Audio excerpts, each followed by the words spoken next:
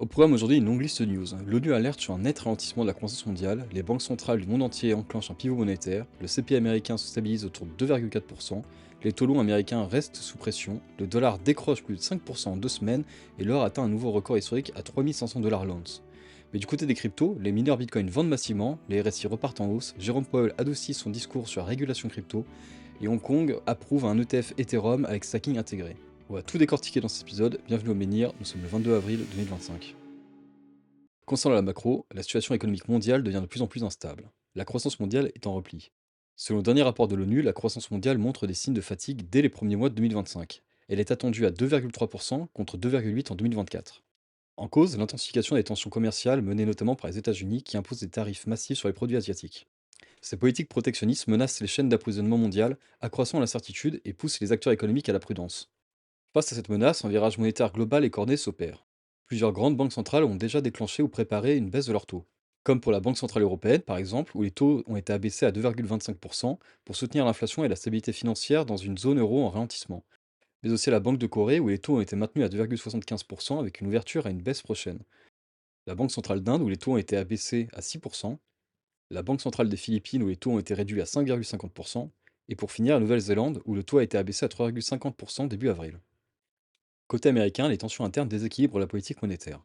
Trump accentue la pression sur la Fed, menaçant Jérôme Powell, ce qui alimente un climat d'instabilité institutionnelle. Le marché n'a plus confiance dans le cap monétaire. Le rendement des obligations à 2 ans est tombé à 3,75% sous le taux directeur de 4,33. Cela signifie que le marché anticipe des baisses de taux, mais la Fed temporise. Les obligations à 10 ans et 20 ans restent élevées, signalant une méfiance structurelle vis-à-vis de la dette longue américaine. Et cette peur, ou anticipation d'une éventuelle inflation, se retrouve sur le prix de l'or qui fait un ATH sur ATH et un retour chez les investisseurs vers les placements risqués comme le Bitcoin. Mais surtout, la chute du dollar de plus de 5% en 15 jours, véritable aveu de la méfiance du marché envers le gouvernement de Trump. Et concernant les cryptos, les mineurs de Bitcoin ont récemment accru de manière significative leur vente de BTC afin de couvrir leurs coûts d'exploitation, notamment après le halving qui a réduit les récompenses de minage. Le 7 avril, environ 15 000 bitcoins ont été vendus, soit plus de 1,1 milliard de dollars, représentant la troisième plus importante sortie quotidienne de l'année. Cette pression vendeuse accrue reflète les difficultés financières rencontrées par les mineurs, confrontés à des revenus de baisse et des coûts d'énergie élevés. Actuellement, le hash rate est en pleine augmentation, la difficulté ne fait qu'augmenter alors que le rendement devient de plus en plus maigre. Selon le site Micro Macro, le coût actuel d'un bitcoin serait de 92 000 dollars, ce qui explique les ventes massives pour continuer à couvrir les opérations. Le bitcoin néanmoins semble remonter lentement vers son prix de production. Jérôme Powell envisage un assouplissement des règles bancaires liées aux cryptos. Le président de la Réserve fédérale américaine, Jérôme Powell, a indiqué qu'il serait favorable à une révision des règles encadrant les services bancaires liés aux crypto-monnaies. Il a reconnu les difficultés d'accès au système bancaire rencontrées par les acteurs du secteur crypto et il s'est dit préoccupé par le risque que la réglementation actuelle freine l'innovation. Powell a notamment évoqué les stablecoins en affirmant que les stablecoins sont un produit numérique qui pourrait séduire un large public. Ils doivent donc intégrer les protections habituelles des consommateurs ainsi qu'une transparence adéquate. C'est précisément ce sur quoi travaillent le Sénat et la Chambre des représentants. Un signal donc positif emmenant vers une approche plus ouverte et nuancée de la part des autorités américaines. Hong Kong approuve un ETF Ethereum avec rendement via le stacking. La Securities and Futures Commission, SFC, de Hong Kong a donné son feu vert à un ETF Ethereum intégrant les revenus stacking, offrant ainsi aux investisseurs une exposition réglementée au rendement du réseau. Cette initiative s'inscrit dans la stratégie de positionnement de Hong Kong comme place forte des actifs numériques en Asie-Pacifique et ouvre la voie à de nouvelles formes d'investissement crypto plus institutionnelles et encadrées. Maintenant, zoomons sur les marchés.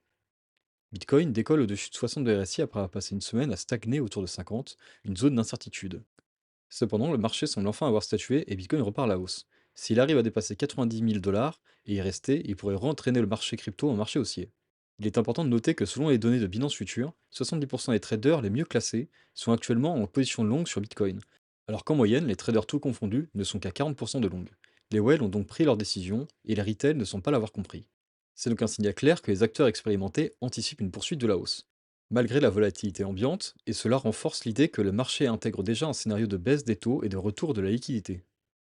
Concernant Ethereum, il repart à la hausse à 1700 dollars avec 52 RSI, mais semble être à la ramasse dû surtout à la forte concurrence que Solana lui fait et à la déception des investisseurs.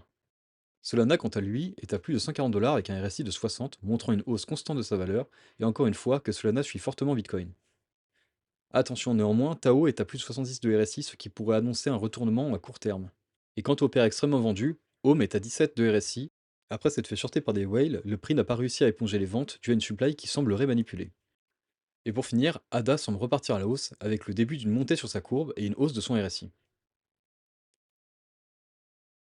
Tous ces signaux, je les suis via un outil que j'ai codé moi-même, Menhir. Il te permet de suivre actuellement plus d'une trentaine de paires listées sur Binance. Tu peux facilement voir grâce à un système de cartes des informations de base comme le prix actuel, minimum et maximum de la journée, le volume, et deux charts dont une interactive dans son dos. En quelques secondes, grâce à son filtre, tu peux voir les paires considérées par le RSI comme surachetées ou survendues. Tu peux aussi regarder si le market cap d'une paire est supérieur ou inférieur comparé à son dernier bull run en comparant le market cap actuel et le market cap de son all-time high. Attention néanmoins, aucune de ces informations ne sont des conseils d'investissement. Mais cependant, si ces informations t'intéressent et si elles peuvent t'aider dans ton investissement ou ton trading, c'est gratuit, le lien est en description. Entre tension, assouplissement et recomposition monétaire, la croissance mondiale ralentit, les tensions commerciales s'intensifient et les banques centrales pivotent une à une. Aux États-Unis, la Fed fait face à une double pression, politique interne agressive et marché qui ne croit plus, comme le montrent les taux à 2 ans passés sous le taux directeur. Dans les coulisses, Donald Trump pousse pour un dollar plus faible dans le but de réduire le poids de la dette américaine et relancer la réindustrialisation du pays. Pendant ce temps, le dollar chute, leur bat record sur record, et les investisseurs se tournent vers les actifs refuges. Dans ce contexte, Bitcoin gagne en légitimité malgré la pression sur les mineurs portée par l'ouverture progressive des régulateurs. Crypto, or, taux, tout converge vers un même signal, le capital cherche à fuir l'incertitude, mais aussi la peur d'un retour de l'inflation. En attendant, c'était les informations de Menhir, on se retrouve demain. N'hésite pas à t'abonner, liker et commenter. Merci pour ton attention, à plus.